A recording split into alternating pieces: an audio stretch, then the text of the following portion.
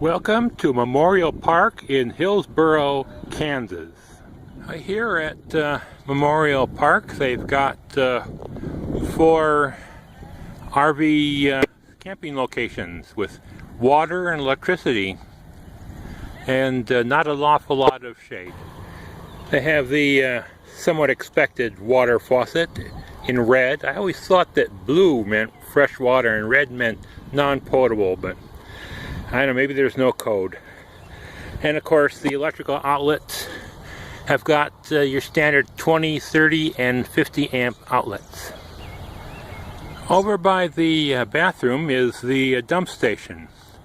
It's kind of an odd location, because in order to dump the RV, you essentially have to block the front of the bathrooms.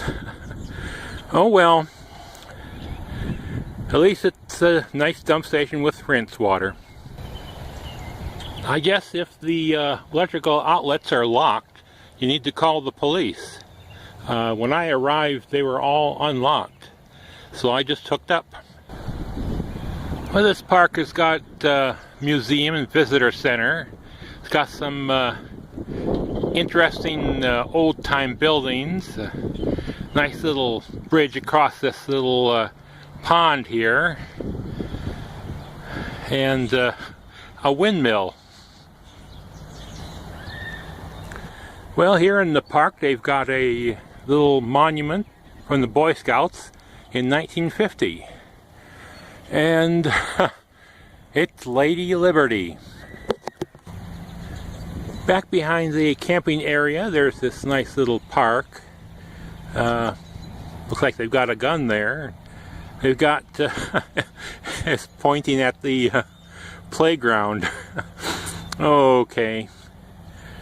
Well, nice picnic areas and such. Looks like there's a golf course behind it too. Well, here's something you don't see too often in city parks, at least nothing obvious. An actual storm shelter. And it's a pretty fancy one. It's a log cabin storm shelter. Well, everything I've read and researched about this place so far is that the place charges $12.50 a night. Plus there's a overflow area, but I'm not sure where it is unless it's the place across the road. It's all torn up right now.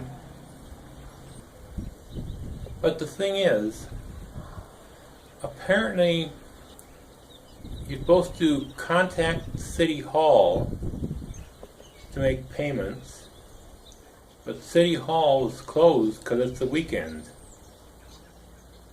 And since the electrical outlets were unlocked, there's really no reason to call the police, I don't think. So maybe I found a loophole. Kind of like the place in Freona, Texas. I went there on a weekend. The City Hall was closed. No one to contact, no one to pay. So I guess maybe this place is a similar situation. That's always, well, yeah, it's kind of nice because I'm cheap. But even though it's supposedly a paid camping spot, I'm still going to keep this on my route list. It's a nice little town here, relatively quiet. Of course, during the day people like to make use of the city park. Can't blame them. And you know, the Kansas wind can get kind of frisky, and it's always nice to have a place that you can stop by rather quickly to get out of the wind, you know.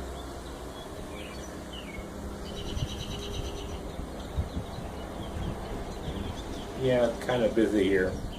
Apparently there's some sort of celebration in the storm shelter building across the way. I may even just return to this place sometime. Maybe weekends. But this route on my way west, or east actually, well, sometimes I'd go west to this part of Kansas. I'm gonna